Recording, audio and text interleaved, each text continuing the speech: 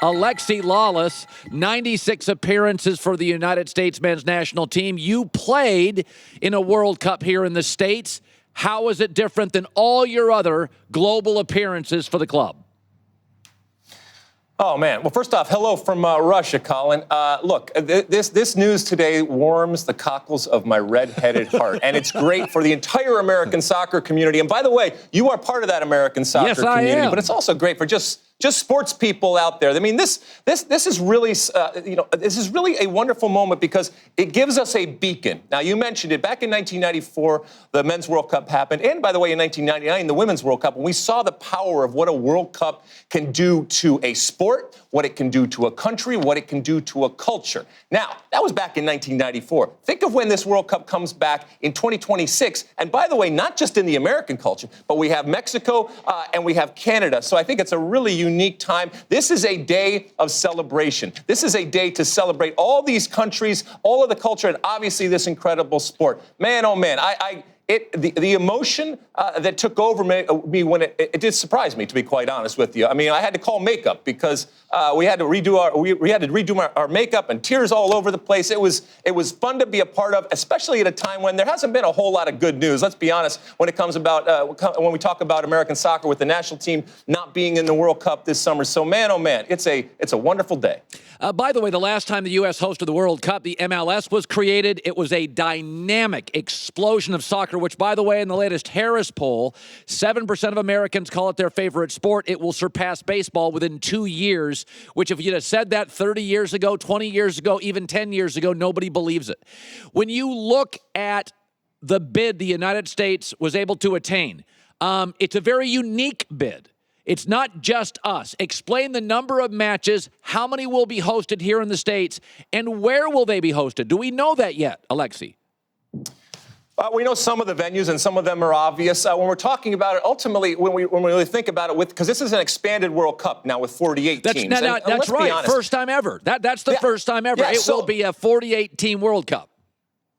Exactly. And to be honest with you, we could have done it ourselves. But a very smart man in the name of Sunil Gulati, who was the previous president of U.S. Soccer, said, you know what?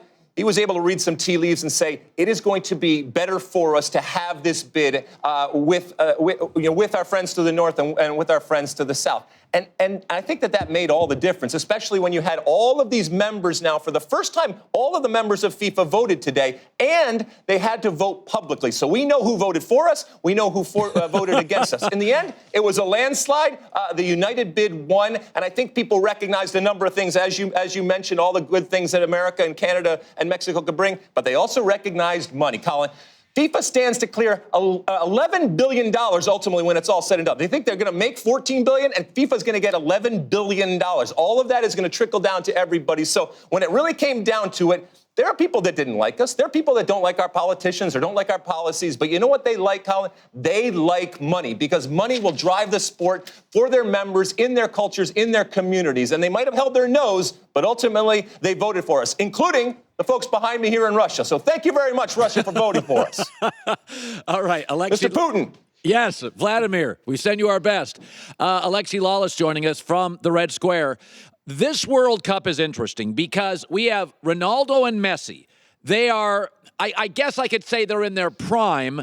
Ronaldo feels more of that than Messi to me, but this is probably, perhaps, the last great global showcase for American viewers to see arguably the two best soccer players along with Pele of all time.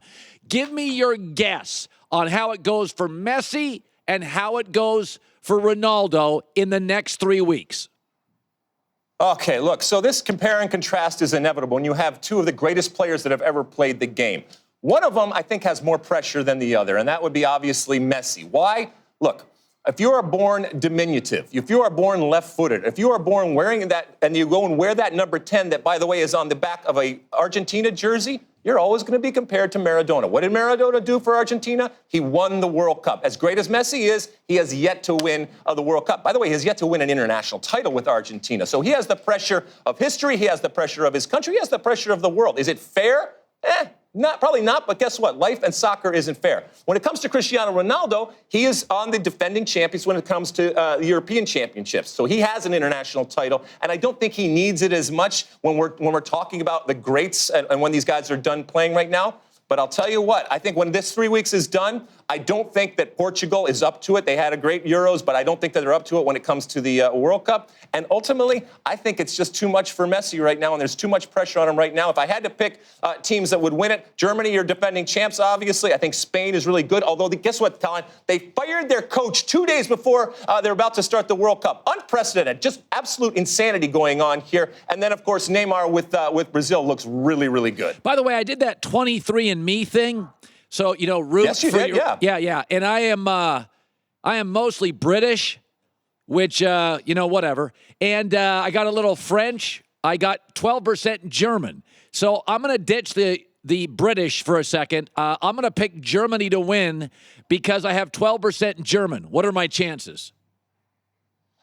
You got a really good chance. I mean, Germany, I think they could probably bring 3 teams to this World Cup and compete. Yeah. England, by the way, there's some cautious optimism about England, which means they're definitely going out in the group stage. But actually, I think that this is an England group right now that is unburdened with the past. But I do think that this is an England team that's going to take a little time to come to fruition. But Germany is a juggernaut. You look, your safe money is certainly putting it on Germany. By the way, when I did the 21Me and 23andMe, I was Iceland. Now, Iceland is in the World Cup, too. Iceland, little island, 330,000 people is in the World Cup. I can't wait to see that. But they're not a surprise to anybody anymore. And the soccer gods have, wicked senses of humor.